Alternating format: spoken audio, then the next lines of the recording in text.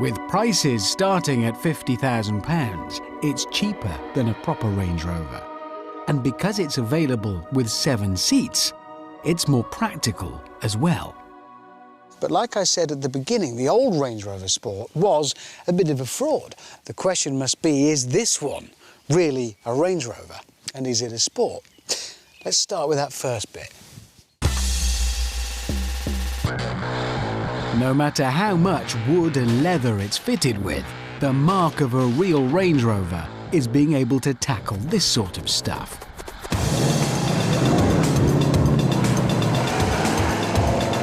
Important work being done, coming through.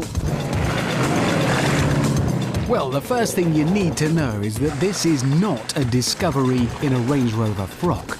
It has the proper Range Rover's chassis and the same terrain response system as well. This analyses the ground you're driving over and automatically adjusts the suspension, gearbox, brakes and engine output to suit.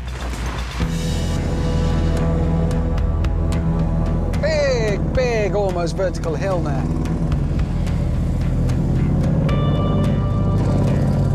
Very steep, very muddy.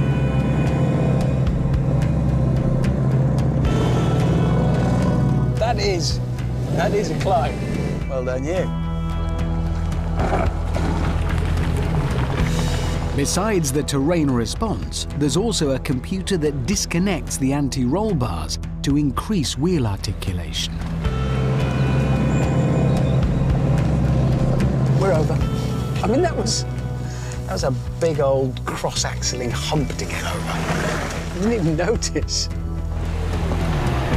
And there's more. Ah, water. Good. Gives me a chance to play with something else I have on board, and that is sonar. Kid you not.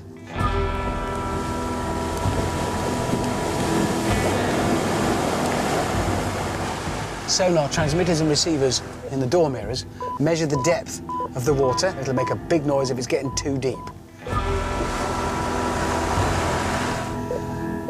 Not worried, not worried. I feel like I'm driving a luxury hotel room through a swamp.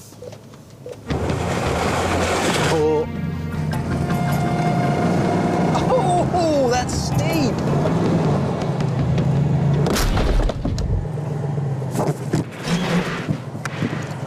Just pretty much like it never.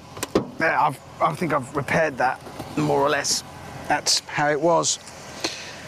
Good. So there we are. This car, in the right hands, is very good off-road. And now we must move on to this bit of the badge.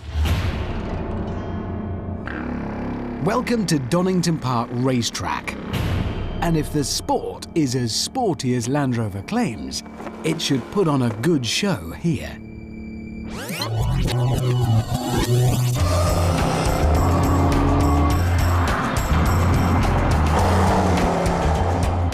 Now you can get these with a V6 or a V8 diesel. The one I'm in is the supercharged petrol V8 with 503 brake horsepower, so that is the power taken care of.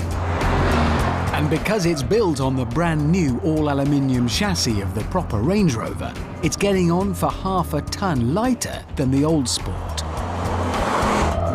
That turn, lift, and then it comes round and then bang! 503 brake to all 4 wheels and off you go.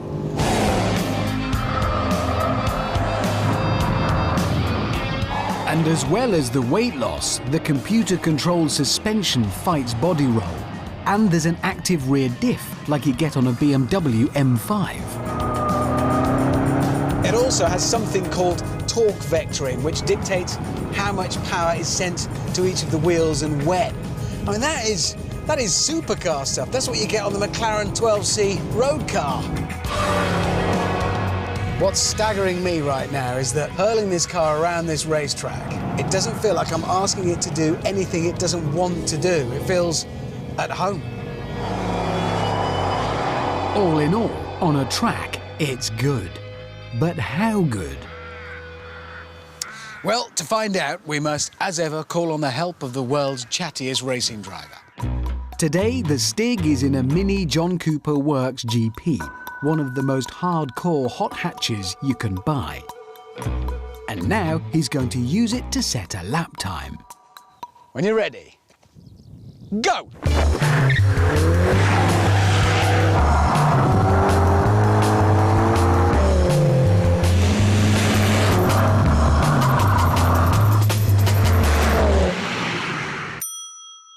Now let's find out if that can be beaten by the big, bulky 4x4. And to oversee proceedings, I shall ride shotgun. The beauty of this is, he's no idea what that last car was called. No idea what he's in now. Doesn't care, no bias, you see. All he can do is try and go as fast as he can. Right, we are off. In towards the first corner. Not braking at all for the first corner. Oh, that's very, very quick down there. Some wee might have come out there. Woo! Brakes work, that's good. I'm not worried about putting him off because this is just like a quacking noise for him, it's irrelevant. It's worth remembering about now that this is still a very big, heavy car. It weighs more than the heaviest Mercedes S-Class. But even at Stig speed, the Sport seemed to have everything in order. We should be the leaning tower of Range Rover Sport right now, but somehow we're not. It's fantastic. We've just crossed over a minute. That's the longest protracted tyre squeal in the history of tyres and squealing. Oh, that is. My, that was flying. Oh, chicane. That is fast. And onto the final straight. 129.8 to beat. 129.5.